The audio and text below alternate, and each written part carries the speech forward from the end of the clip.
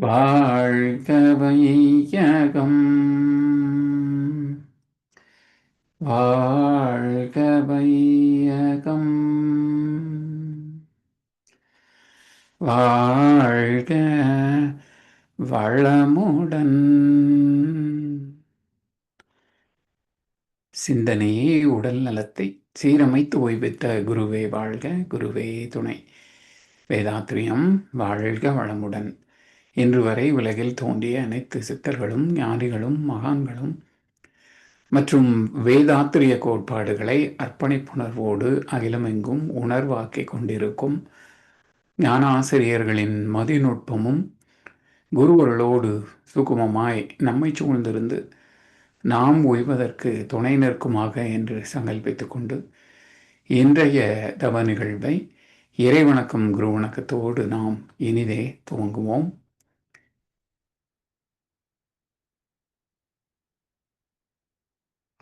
இறைவணக்கம். ஆதியனும் பரம்பொருள் மெய்யெழுச்சி பெற்று அணுவென்ற உயிராகி அணுக்கள் கூடி மோதி இணைந்து இயங்குகின்ற நிலைமைக்கேற்ப மூலகங்கள் பலவாகி அவை இணைந்து வேதித்த அண்ட கோடிகளாய் மற்றும் பிறப்பிறப்பிடை உணர்தல் இயக்கமாகி நீதிநெறி உணர் மாந்தராகி வாழும் நிலை உணர்ந்து தொண்டாற்றி இன்பம் காண்போம்.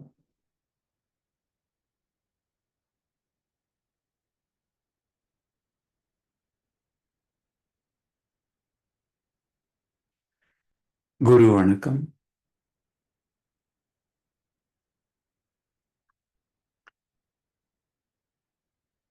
புருவத்திடை உந்தன் பூவிரலால் தொட்டு எந்தன் உயிருணர்த்தி புஞ்செயல்கள் பதிவழிந்து பூர்வ நிலை அறிவறிய துரியம் தந்து கருவறிந்து அகத்தவத்தால் களங்கங்கள் போக பெருங்களத்தமர்த்தி கருத்துடனே விளைவறிந்து ஐந்து புலன்களை ஆளும் கலை போதித்து உருவத்தில் உயிரை உயிர்க்குள் உள்ளமை பொருளை அறிவாய்க் காட்டி ஒழுக்கத்தால் உலகினையே நட்பு கொள்ளும் அன்பு நெறி விளங்க வைத்து திருத்தமொடு காயகற்பம் சீர் கர்மயோகம் உடற்பயிற்சி தந்து சிந்தனையை உடல் நலத்தை சீரமைத்து ஓய்வித்த குருவே வாழ்க,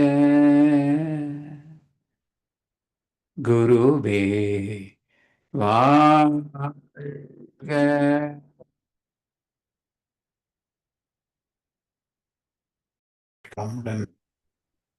குரு வாழ்க, குருவே துணை. வாழ்க வையகம், வாழ்க வையகம், வாழ்க வளமுடன். இன்று நமக்காக அருமையான பஞ்சேந்திரிய தவம் நடத்திய அருள்நெறி அருளையா அவர்களை வாழ்த்துவோம். அருள்நெறி அருளையா அவர்கள் வாழ்க வளமுடன். அவர்களின் அன்பு குடும்பம் வாழ்க வளமுடன். அவர்களின் உடல்நலம், பொருள்வளம், மனவளம் மற்றும் அவர்களின் ஆன்மீக தொண்டு வாழ்க வளமுடன், வாழ்க வளமுடன், வாழ்க வளம். வாழ்க வளமுடன். நன்றிகள் ஐயா. தொடர்ந்து ஞானமும் வாழ்வும் ஞான களஞ்சிய கவி அந்த போட்டுடுறாங்க ஐயா.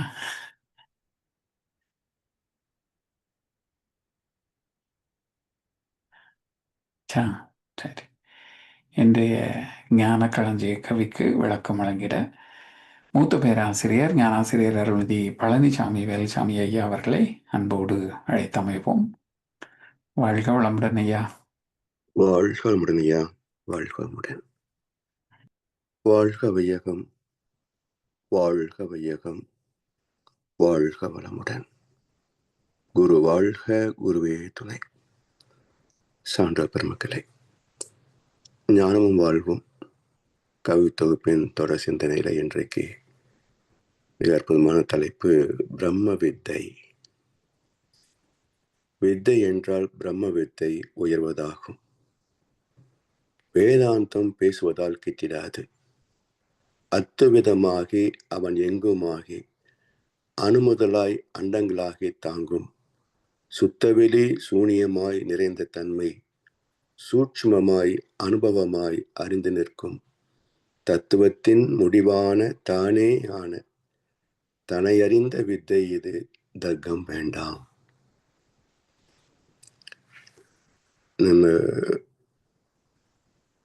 நம்ம இந்து பண்டிகைகளில நவராத்திரி 9 நாள் விசேஷம். 10ஆம் நாள் விஜயதசமி வித்யாரம்ப நாள் என்று சொல்லி கல்வி கற்பிப்பதற்கான தொடக்க நாளாக ஒரு சடங்கு வைத்திருக்கிறோம்.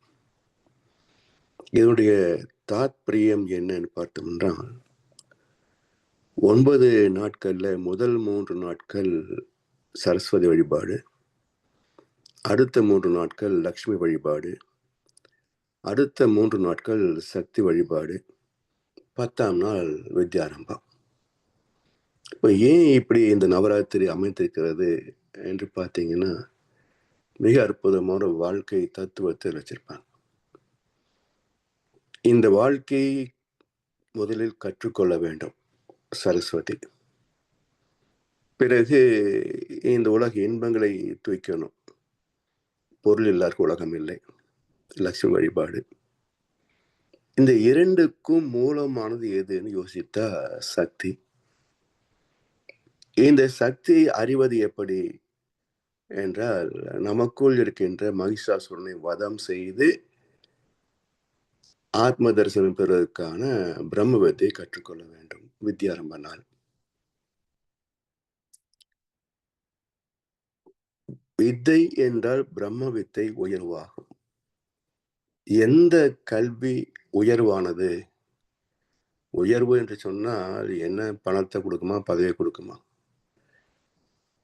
எது உயர்ந்த வாழ்க்கை?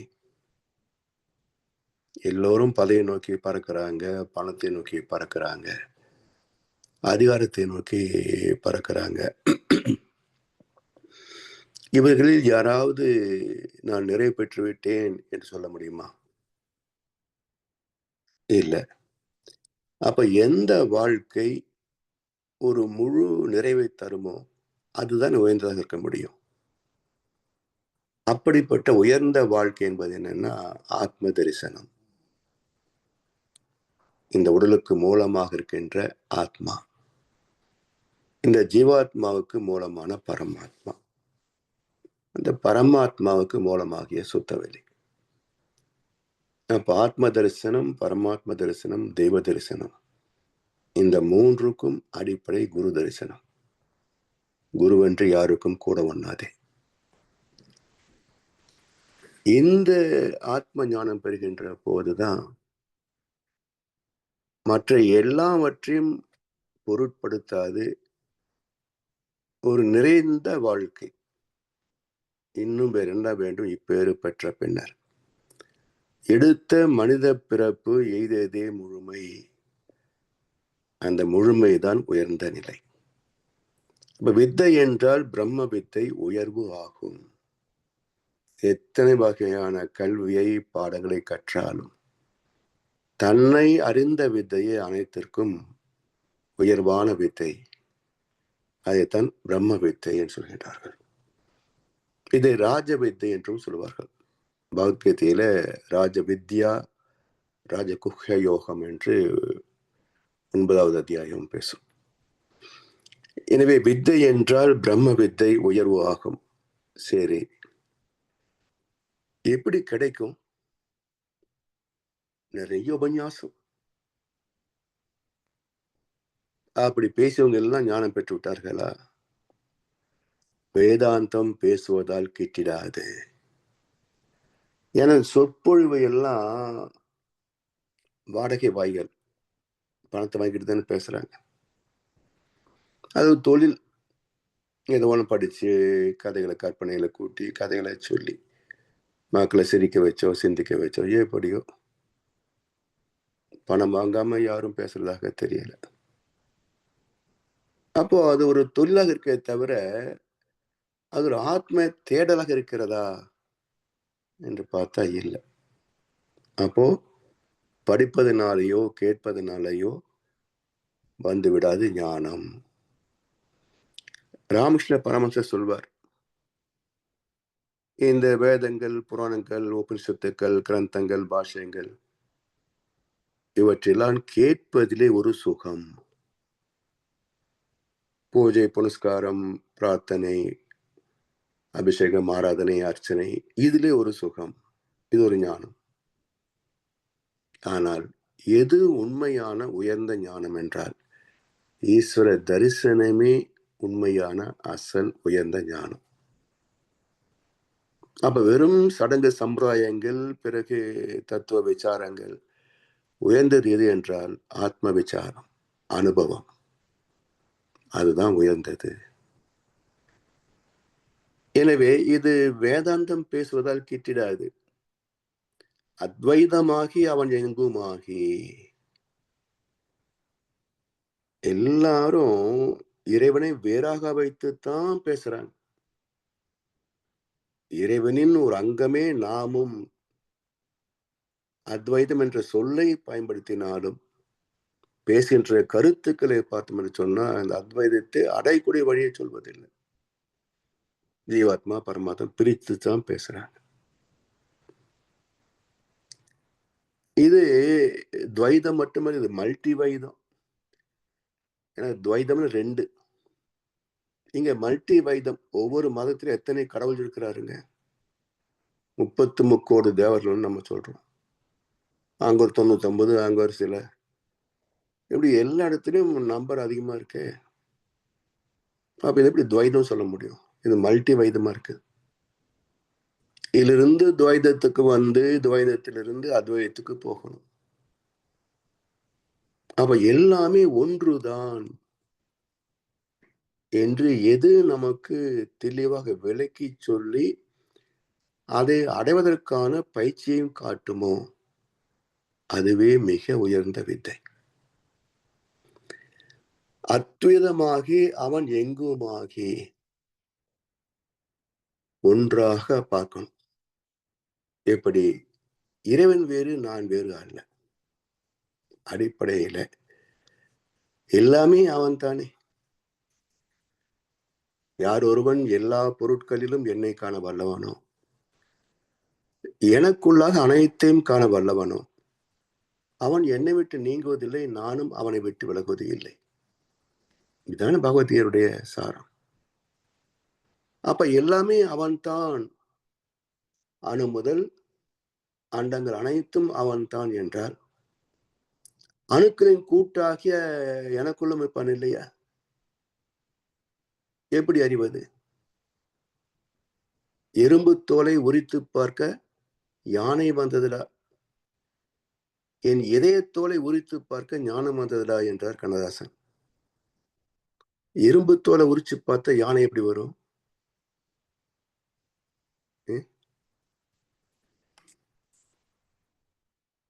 அது எப்படி தெரிந்து கொள்ள வேண்டும் என்று சொன்னால், என் இதய தோலை உரித்து பார்க்க ஞானம் வந்தது.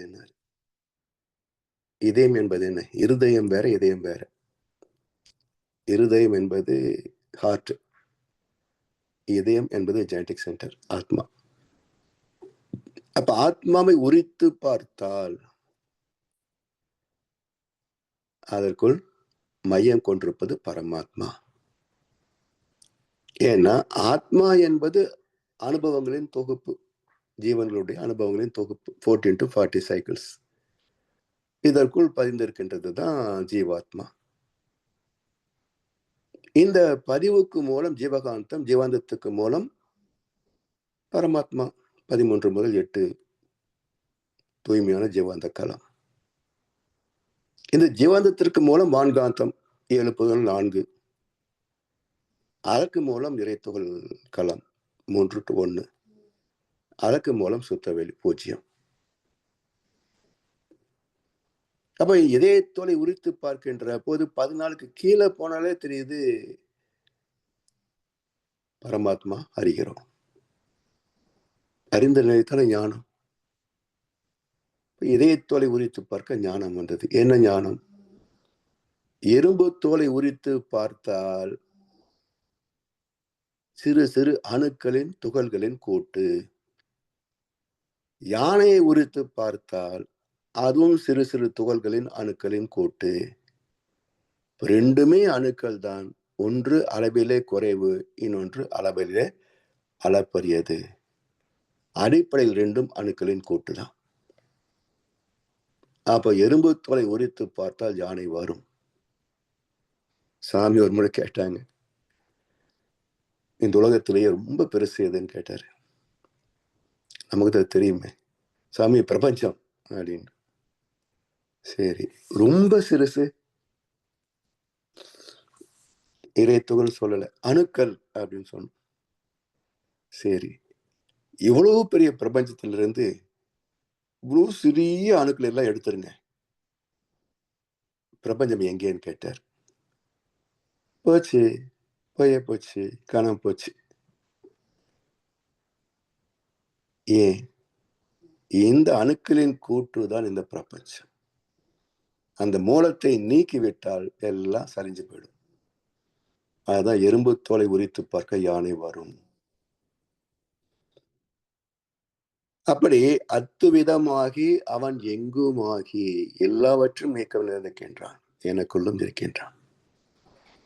ஆனால் ராமகிருஷ்ணன் சொல்வார், தேக ஆலயத்தில் தெய்வத்தை காண முடியாதவன் அகில அண்டத்திலும் காண முடியாது. அப்ப தேகாலயத்தில் தெய்வத்தை எப்படி பார்க்க முடியும்? தேகத்தை பிரித்து பிரித்து பார்க்கணும், பிரித்து பிரித்து பார்க்கணும்.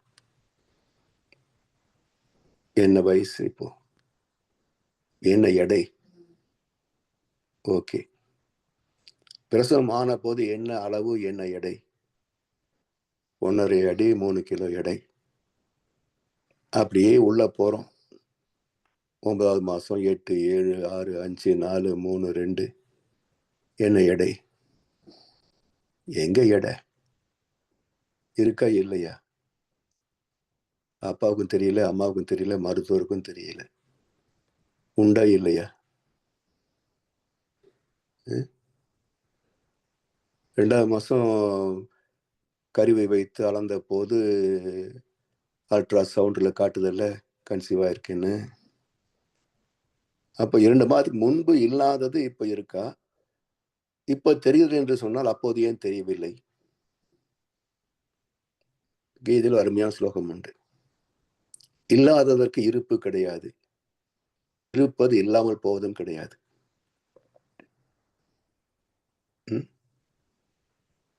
இல்லாத ஒன்று இங்கே இருக்க முடியுமா? சாத்தியம் இல்லை.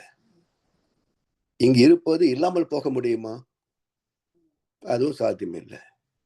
அப்ப என்னதான் நடக்குது இங்க? சேர்க்கையும் பிரிதலும். Association of energy particles is mass. Dissociation of mass is energy particles. சேர்த்தலும் பிரித்தலுமே இங்க நடக்குது. Only transformation, not creation, not destruction. Only transformation. Energy can neither be created nor destroyed, but it can be transferred. இதுதான விஞ்ஞானத்துடைய உண்மை. அப்ப எதுவுமே இங்க அழிவது இல்லை, எல்லாமே தரம் மாறுகிறது, இடம் மாறுகிறது, அவ்வளவுதான். இப்ப எனக்குள்ளும் இறைவன் இருப்பான் இல்லையா? அந்த இறைவனுக்குள் தானே நான் இருக்கிறேன். சொல்லுங்க, எங்கேயோ போய் தேடுறோம், இங்கதான் இருக்கிறாரு, எட்டு எட்டு பார்க்கிறோம். திவ்ய தரிசனம். என்னத்த திவ்ய தரிசனம்? ஆருத்ர தரிசனம் பாருன்றாங்க. இவர் 8 கர்ப்பகிரகத்தை பார்த்துட்டு நான் பிரமாதமா பார்த்துட்டேன்றாரு. அது ருத்ர தரிசனம். அந்த விக்கிரகத்தை உடைச்சிங்கன்னா துகளா போயிடும். அது ருத்ர தரிசனம், அழியக்கூடிய ஒன்று. ஆருத்ர தரிசனம், அழிவு இல்லாத ஒன்று. எது அழிவில்லாதது? எது அழிவில்லாதது? கர்ப்பகிரகத்தில் இருக்கின்ற வரைக்கும் தான் அது தெய்வம். எவனா களவாடி போயிட்டா அடுத்த நாள் என்ன தெய்வ திருட்டுன்னா போடுறீங்க? சிலை திருட்டு தானே. அப்ப சிலைன்னு சொன்னா கோபம் வருது ஏன்? நீங்க தான் சொல்றீங்க சிலை திருட்டுன்றீங்க. உள்ள இருக்கும்போது சொன்னா கோவிச்சுக்கிறீங்க. இது என்ன விதண்டாபாதம் இது? அது தெய்வம் என்றால் தெய்வ திருட்டுன்னு போடுங்க. சிலை திருட்டுன்னா சிலைன்னு சொல்லுங்க. அங்கிருந்த ஒரு மரியாதை, இங்கிருந்த ஒரு மரியாதை, என்ன அர்த்தம் என்றால் திருட முடியாதது அரூபமான தெய்வம். அந்த தெய்வத்தின் ஒரு லிங்கம், அடையாளத்தை தான் நீங்க திருட முடியும். ஆனா தெய்வத்தை திருட முடியாது. ஏன்? அது அரூபம். எனவே இதெல்லாம் சிந்தித்து பார்க்கின்ற போதுதான் இறைவன் எங்கோ தனியாக இல்லை, எனக்குள்ளும் இருக்கிறான், என்னை சூழ்ந்தும் இருக்கிறான், நானாகவும் இருக்கிறான், எல்லாமாகவும் இருக்கிறான், யாதுமாய் யாவையுமாய் நிறைந்துள்ளான். இறைவெளி காட்சியாக எல்லோரும் பார்த்து கொண்டே மறைவாய் உள்ளாய் நீ என்று மாற்றுரை பகர்கின்றார். பொய் சொல்றாங்க எல்லாரும். ஒன்னு பார்க்க முடியாது, நீ மறைவா இருக்கிற என்று பொய் சொல்லுகிறார். இறைவெளி காட்சியாக எல்லோரும் பார்த்து கொண்டே. எதை பார்க்கிறோம்? தெய்வத்தை தான் பார்த்துட்டு இருக்கிறோம், தெய்வத்தோடு தான் வாழ்ந்துட்டு இருக்கிறோம், தெய்வமாகத்தான் இருக்கிறோம். என்ன மறந்து இருக்கிறோம்? ஏன்னா யாரும் நமக்கு நினைவுபடுத்தவில்லை. ஒரு குறிப்பிட்ட இடத்துல வைத்துக்கொண்டு இங்க வந்து கடவுளை பார் என்று அதற்கான நோக்கத்தை மறக்கடித்து விட்டார்கள். ஆலயம் என்பது மனதை, ஆத்மாவை லயப்படுத்துவதற்கான ஒரு பயிலரங்கம். அது வியாபார ஸ்தலம் அல்ல. பணத்துக்கு அங்கே வேலையே கிடையாது. கோயில்களிலே பணத்துக்கு வேலையே கிடையாது. ஆனா பணம் இல்லைன்னா என்ட்ரன்ஸ் டிக்கெட் கூட நீங்க வாங்க முடியாது. அப்ப நோக்கம் வேறு, நடப்பது வேறு. இதைத்தான் நம்ம கிரிட்டிசைஸ் பண்றோம். ஆளை வழிபாடு தவறுன்னு சாமி சொல்லல. பல மதங்கள், பல கடவுள், பழக்கம் ஒழித்து உண்மை ஒன்றை தேர்ந்தெடுதல், தேர் திருவிழா தவிர்த்தல், இதெல்லாம் வியாபாரத்தனம், போலித்தனம். இதைத்தான் ஒழிக்கணும் சொல்றாரு தவிர கோயில் அடிக்கணும் எங்க சாமி சொன்னார? நபிகள் சொன்ன மாதிரி இல்லையே.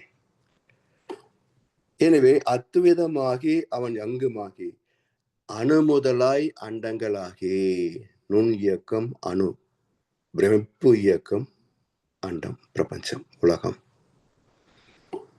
சுத்தவெளி சூனியமாய் நிறைந்த தன்மை. இந்த சுத்தவெளியை தான் இங்கே சூனியமாக மறைய பொருளாய் இருந்து அனைத்துக்குள்ளும் அனைத்துமாக விளங்கிக் கொண்டிருக்கிறது. சூட்சுமமாய் அனுபவமாய் அறிந்து நிற்கும். எப்படி அறிய முடியும்? நுணுகி நுணுகி நுணுகி நுணுகி போகணும். 40 அலை வரைக்கும் போகக்கூடிய மனதை உள்நோக்கி திருப்பி கொஞ்சம் கொஞ்சமா இறங்கி இறங்கி இறங்கி 14க்கு கீழே போய் 8க்கு கீழே போய் 7க்கு கீழே போய் 1க்கும் கீழே போகின்ற போது 2 மாதம் ஆதிநிலை அணுநிலை இரண்டுமாகி அறிந்த நிலை, இறை விண் ஞானம். அப்படி சூட்சுமமாய் அனுபவமாய் அறிந்து நிற்கும் தத்துவத்தின் முடிவான தானே ஆன தற்பரன், தானே பரமாக, பரமே தானாக, தத்துவத்தின் முடிவான தானேயான தன்னை அறிந்த வித்தை. தர்க்கம் வேண்டாம். யார்கிட்ட போய் தர்க்கம் பண்ண முடியும்? எல்லாம் அவங்க தெரிஞ்சதுதான் பெருசுன்னு பேசுவாங்க. தெரிந்து கொள்வதற்கு முயற்சி கூட செய்ய மாட்டாங்க. ஆனா 30 வருஷம் இதுல இருக்கிறாரு, இவருக்கு அவன் தெரிஞ்சிருக்கும் அப்படிங்கிற மரியாதை கொடுக்குறாங்களா என்ன? நான் சொல்றதுதான் கரெக்ட்னு ஆர்கியூ பண்ணுவான். இவருடைய அனுபவம் என்ன? கோயிலுக்கு போறாங்க, வர்றாங்க, நம்புறாங்க, அவ்வளவுதான். 30-40 வருடம் ஆன்மீகத்தில் ஆராய்ச்சியில் உள்ள ஒருவருக்கு தெரியாதது இவருக்கு தெரிந்து போகுமா? இப்படி ஆர்கியூ பண்றாங்க.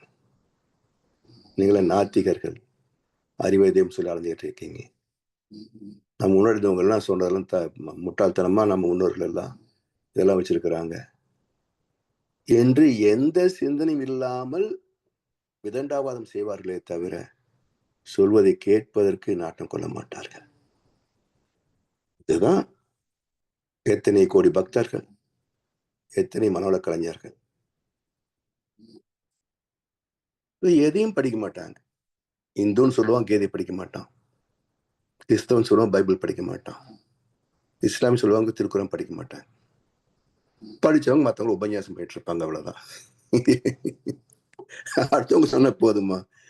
நாம தேர்ச்சி பெற்றால் தானே அதை உண்மை உணர முடியும். அடுத்தவன் பொருளுக்காக, பதவிக்காக போய் சொன்ன நமக்கு எப்படி தெரியும் சொல்லுங்க? எனவே இது தர்க்கம் பண்ணக்கூடிய சப்ஜெக்ட் அல்ல. நமக்குள் நாமே தன்னுள் தன்னை தேடுகின்ற முயற்சி தவம். தன்னுள் தன்னை தேடுகின்ற முயற்சி. உடல் நானா, உயிர் நானா, மனம் நானா, இல்லை அறிவுதான் நானா என்று தன்னுள் தன்னை தேடுகின்ற முயற்சி தான் தவம். அதன் மூலம் பெறுகின்ற வெற்றி தான் ஞானம். அதுதான் பிரம்ம ஞானம், உயர்ந்த ஞானம். அப்படிப்பட்ட பிரம்ம ஞானத்தை எல்லோரும் பெற வேண்டும். இப்ப பிரம்ம ஞானம் என்பது என்ன என்றால், எல்லா பொருட்களிலும் இறைவனை காண்கின்ற பக்குவம். சாமிகிட்ட கேட்டோம், எங்களுக்குள்ள எத்தனை மறுத்தனங்க, எத்தனை திட்டுத்தனங்க, எத்தனை ஆசா பாசங்கள், எங்களெல்லாம் எப்படி சாமி சகிச்சுக்கிறீங்க? சாமி சிரிச்சுட்டு சொல்றாரு, நான் உங்களை பார்க்கறது இல்லை, உங்களுக்குள் இருக்கின்ற பிரம்மத்தை பார்க்கிறேன் அப்படின்னாரு. அதான் பிரம்ம ஞானம். எந்த ஒன்றையும் அவருடைய குணங்களோடு பார்ப்பது அல்ல, குணங்களை கழித்து விட்டு நிர்குணமாக பிரம்மமாக பார்ப்பதுதான் பிரம்ம ஞானம். அந்த வித்தைக்கு பேர் தான் பிரம்ம வித்தை. எனவே இதற்கான அற்புதமான ஒரு வழிமுறை தான் வேதாத்திரிய மனவளக்கலை பயிற்சிகள். முறையாக பயின்று பயன் பெறுவோம், வெற்றி பெறுவோம் என்று சொல்லி வாய்ப்பளித்தனருக்கும் நன்றி பாராட்டி இந்த உரையை நிறைவு செய்கின்றோம். வாழ்வளமுடன், வாழ்வளமுடன், வாழ்க வையகம். வளமுடன் ஐயா. வாழ்க வளமுடன் ஐயா. அருமையான கவி, சிறப்பான விளக்கம். வாழ்க வளமுடன் ஐயா. ஏற்கனவே சனிக்கிழமைக்கான கேள்விகள் தயாராயிட்டு இருக்கு. வரவேற்கப்படுகிறது. ஆமா, இன்றைக்கும் நிறைய சொன்னதுல கேள்விகள், சனிக்கிழமை கலந்துக்குவோம் இல்லையா? வாழ்க வளமுடன் ஐயா. ஜீவாத்மா பரமாத்மா. அடுத்தது மூலம் பத்தி நேற்றைக்கு சொன்னதுல ஒரு கேள்வி இருந்தது. சனிக்கிழமை இதை பத்தி விவாதிப்போம் ஐயா. ஓகே. இன்றைய ஞான களஞ்சிய கவிக்கு சிறப்பாக விளக்கம் வழங்கிய மூத்த பேராசிரியர் ஞானாசிரியர் அருள்நிதி பழனிசாமி வேலுசாமி ஐயா அவர்களும் அவரது அன்பு குடும்பத்தினரும் அருட்பேராற்றல் கருணையினால் உடல் நலம், நீளாயுள், நிறை செல்வம், உயர் புகழ், மெய்ஞானம் ஓங்கி வாழ்க வளமுடன், வாழ்க வளமுடன், வாழ்க வளமுடன். பாடல்கள் பாடி நிறைவு செய்யும் தருணம். வேதாத்திரிய பாடல் பாட அருள்நிதி பிரதீப் துரை ஐயா அவர்களும், பிரம்மஞான கவி பாட அருள்நிதி ஸ்ரீராம் ஜேபி ஐயா அவர்களும், உலக நல வாழ்த்து பாட அருள்நிதி ஸ்ரீராம் ஜேபி ஐயா அவர்களும். வாழ்க வளமுடன். வாழ்க வளமுடன். வேதாத்திரிய பாடல். போரில்லா நல்லுலகம், பொருள் துறையில் சமநீதி, நேர்மையான நீதிமுறை, நில உலகு கோராட்சி, சீர் செய்த பண்பாடு சிந்தனையோர் வழிவாழ்வு சிறப்புணர்ந்த பெண்மதிப்பு தெய்வநீதி வழிவாழ்த்தல் தேர் திருவிழா தவிர்த்தல் சிறுவர்க்கே விளையாட்டு செயல் விளைவு உணர்கல்வி சீர்காந்த நிலை விளக்கம் பார் முழுவதும் உணவு நீர் பொதுவாக்கல் பல மதங்கள் பல கடவுள் பழக்கமொழித்து உண்மை ஒன்றை தேர்ந்திடுதல். வாழ்க வளமுடன். வாழ்க வளமுடன். பிரமணியன கவி. இறைவெளியே தன்னிருக்க சூழ்ந்தெழுத்தும் ஆற்றல் இதன் திணிவு மடிப்பு விழ சுழலும் நுண்வெண்ணாம் நிறைவெளியில் வெண் சுழல நெருக்குகின்ற உரசல் நிலைவெளியில் எழுப்புகின்ற நேரலைகள் காந்தமாம் மறைப்பொருளாம் காந்தம் தன் மாத்திரைகள் ஐவகை மலைக்காதீர்வின் கூட்டம் மாபூதம் ஐந்துமாம் முறையாய காந்த அலை மனமாம் உயிர் உடல்களில் மதி உயர்ந்து உண்மை பெற மாபிரம்ம ஞானமாம் மாபிரம்ம ஞானமாம். வாழ்க வளமுடன்.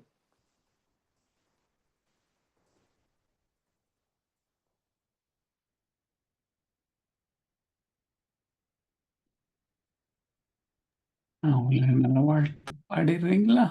ஆச்சரியம். உலக நல வாழ்த்து. உலகமெல்லாம் பருவமழை ஒத்தபடி பெய்யட்டும் உழவரெல்லாம் தானியத்தை ஒப்புடனே பெருக்கட்டும் பல தொழில்கள் புரிகின்ற பாட்டாளி உயரட்டும் பகுத்துணர்வில் தொகுத்துணர்வு பண்பாட்டை உயர்த்தட்டும் கலகங்கள் போட்டி பகை கடந்து ஆட்சி நடக்கட்டும் கல்லாமை கடன் வறுமை கலங்கங்கள் மறையட்டும் நலவாழ்வை அளிக்கும் மெஞ்ஞான ஒளி வீசட்டும் நம் கடமை அறவாழ்வின் நாட்டத்தே சிறக்கட்டும் நம் கடமை அறவாழ்வின் நாட்டத்தே சிறக்கட்டும். வாழ்க வையகம் வாழ்க வையகம் வாழ்க வளமுடன்.